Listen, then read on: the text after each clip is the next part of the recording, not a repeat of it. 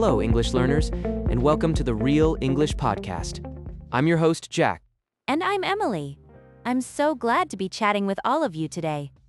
So, Emily, are you absolutely coming to my dinner party this coming weekend? I'm pretty sure I'll be there, assuming my work schedule doesn't get completely crazy. That's exactly what we're covering today. We're building linguistic escape hatches into everyday commitments. That sounds like a secret agent move. What does that actually mean for us? It means making a strong commitment, but leaving a small door open just in case. Ah, I see. You want to sound perfectly reliable, but you know things might change. Exactly. For advanced speakers, managing these tricky conversational situations is a huge part of fluency.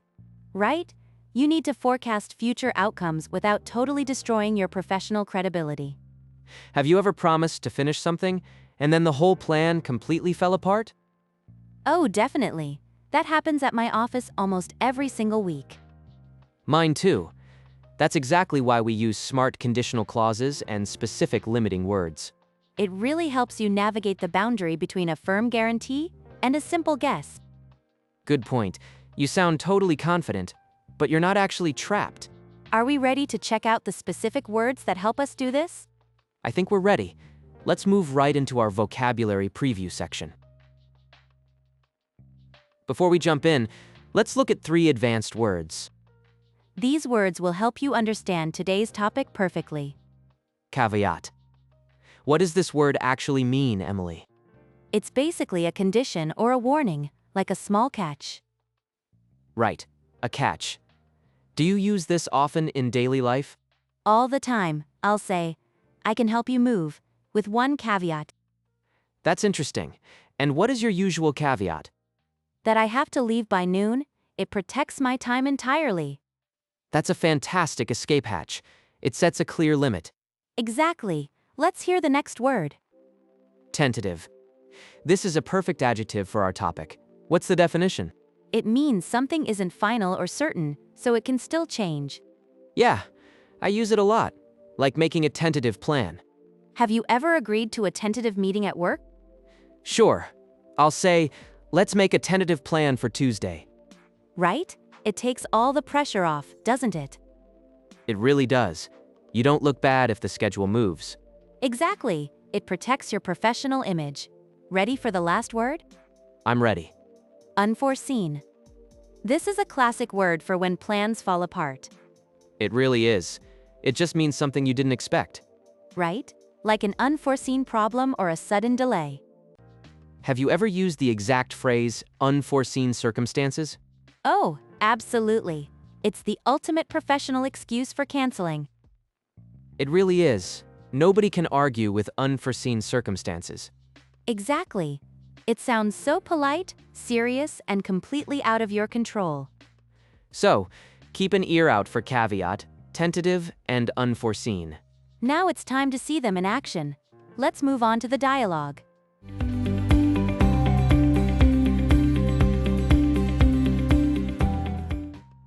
Now it's time to see them in action. Let's move on to the dialogue. Hey, Chloe. Do we have a date for the new update? Yeah, I have a tentative schedule ready for you. Oh, great. What date are we looking at? We're aiming for next Friday, but with one caveat. Right, I understand. What exactly is the catch here? The final testing phase could take longer than we expect. I see. Have you factored that extra time into the timeline? Yes, we added a buffer of 2 days just in case. Good point.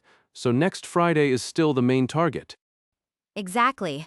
Barring any unforeseen issues, Friday is the big day. That's very helpful.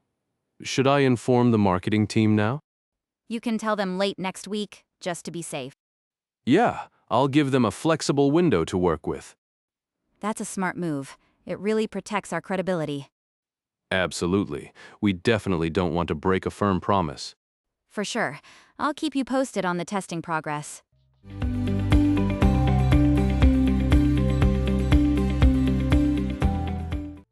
Welcome back. Let's break down the advanced language from our dialogue. Yeah, we heard some great phrases for protecting your credibility. Exactly. When you make big promises, you really need an escape hatch. Right? You want to sound confident, but you still need to be safe. Have you ever made a work promise you just couldn't keep? Oh, definitely. That's exactly why I love using the word tentative. Same here. Let's start by looking at that word first. In the dialogue, you mentioned having a tentative schedule ready. Yes, tentative just means that something is not completely final yet. Right? It means the plan can still change if necessary. Exactly. What was the next important word we heard today? Well, you also mentioned adding a caveat to the plan. Ah, yes. A caveat is basically a specific warning or condition. I use this word all the time during meetings at work. Really? How do you usually introduce a caveat to your team?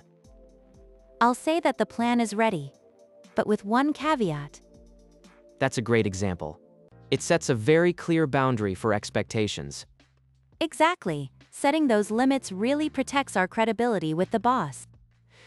Which brings us to the next big vocabulary word, unforeseen. Unforeseen simply means something that you didn't expect to happen. Right. It describes things like a sudden storm or an unexpected delay. Have you run into any unforeseen issues so far this week? Well, my internet went down yesterday morning. That was completely unforeseen. Oh, that's really frustrating when you're trying to finish work. Yeah, it really delayed my work schedule for the whole day. We also used a really useful phrase with that specific word. Right. We use the phrase, barring any unforeseen issues. The word barring in this context basically means except for.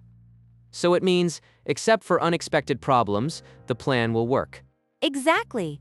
It's the perfect linguistic escape hatch for advanced English learners. It really is. You sound totally professional, but you still stay safe. Absolutely. Make sure you practice these phrases in your next big meeting. So, how do we actually use these escape hatches in real life? That's the big question. We want to sound natural, right? Exactly. It's all about how you frame your sentences. Let's look at some phrase patterns to help with this. Good idea. What's a good way to keep a plan flexible? You can say, let's pencil it in. Have you tried that? Oh, all the time. It implies the plan isn't in ink yet. Right. It's easily erasable. It keeps things soft. So you could say, let's pencil in a meeting for Tuesday. Exactly. Or I'll pencil you in for 3 o'clock. It sounds so much friendlier than just saying, maybe? I totally agree. It shows you really want to commit. But it still gives you a safe, polite way out. What about when you need to add a specific condition? Like adding a warning or restriction to your promise. Yeah, exactly. You want them to know the limits. I really like to use the phrase, with the understanding that, That's a great one. It sounds very professional. yeah, it sets clear boundaries right from the start. How would you use it at work? I might say, I'll take this project, with the understanding that I get more time. I see you're agreeing, but you're setting your terms. Right? Or we can proceed, with the understanding that the budget might change. That's really useful for managing expectations on a team. It definitely is. What about dealing with surprise problems?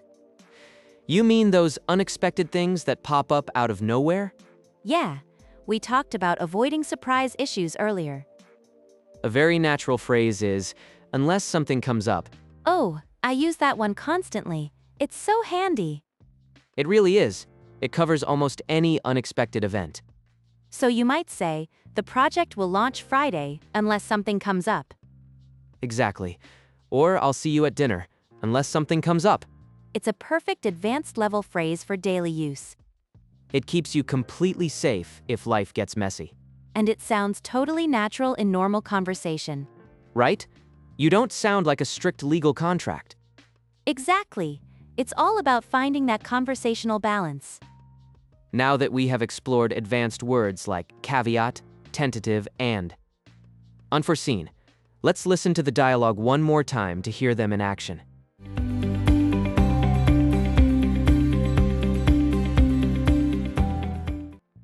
Now it's time to see them in action. Let's move on to the dialogue. Hey, Chloe. Do we have a date for the new update? Yeah, I have a tentative schedule ready for you. Oh, great. What date are we looking at? We're aiming for next Friday, but with one caveat. Right. I understand. What exactly is the catch here? The final testing phase could take longer than we expect. I see. Have you factored that extra time into the timeline? Yes, we added a buffer of 2 days just in case. Good point. So next Friday is still the main target. Exactly. Barring any unforeseen issues, Friday is the big day. That's very helpful. Should I inform the marketing team now? You can tell them late next week, just to be safe. Yeah, I'll give them a flexible window to work with. That's a smart move. It really protects our credibility. Absolutely. We definitely don't want to break a firm promise. For sure. I'll keep you posted on the testing progress.